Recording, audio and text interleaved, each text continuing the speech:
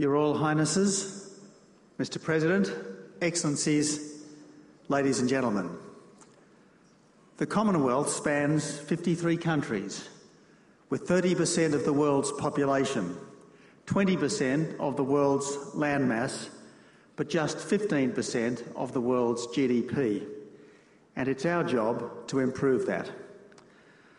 The Commonwealth is not a community of power, wealth, geography, religion or language, so much as a community of values. We believe in democracy based on the rule of law. We acknowledged Queen Elizabeth as head of the Commonwealth. We share a legacy of British institutions and influence, which all of us have adapted and improved in our own ways. We are convinced that you don't make new friends by losing old ones. We remain members of the Commonwealth because we believe that this dialogue helps us to come closer to being our best selves. In Perth 2 years ago, Commonwealth members collectively agreed to important and timely reforms. We resolved to champion our central values more effectively, and we boosted cooperation on important global issues such as food security and sustainable development. The key achievement, though, was leaders' agreement to develop a Commonwealth Charter. This charter has since been tabled in many of the parliaments of the Commonwealth, including the Australian Parliament. The Charter expresses our principles and aspirations, refined over 60 years of collaboration and development. It gives us a standard to judge our actions. We also agreed that when the Commonwealth's values are challenged, we should engage earlier and in a spirit of inclusion, not isolation. It's a credit to the leaders and to the delegations present in Perth 2 years ago that this has been achieved. Australia is proud to have played its part in the development of the Commonwealth Charter. During the Commonwealth Heads of Government meeting in Perth, we also considered how we could make the Commonwealth more effective as an organisation. Our Perth Declaration on Food Security Principles recognises that half of the world's 1 billion hungry live in Commonwealth nations. They are our people, and they deserve better.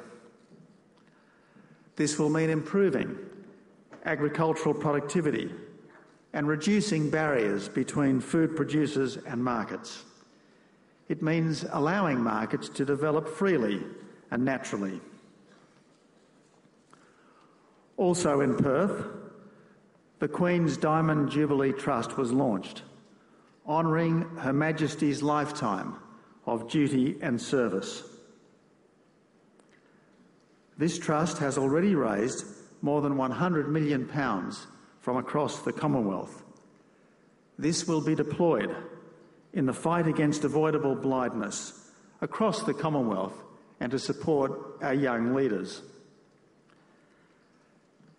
As the outgoing chair, Australia looks back on the work of the past 2 years with satisfaction but not complacency, because each achievement sets up the need for the next one. Australia thanks its Commonwealth friends for their support and help during our term as chair in office.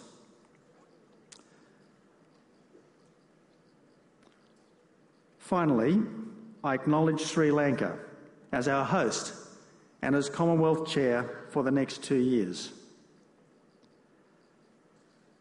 This country has emerged from many troubles, but with peace has come more freedom and more prosperity. So we are here to praise as much as to judge. There are examples in the Commonwealth, in South Africa and Ireland, for instance, where intractable problems have finally responded to the better angels of our nature. Sri Lanka's willingness to host this Commonwealth shows its commitment to democratic pluralism and freedom based on law, and ought to reassure all its citizens that just as today is better than yesterday, tomorrow will be better than today.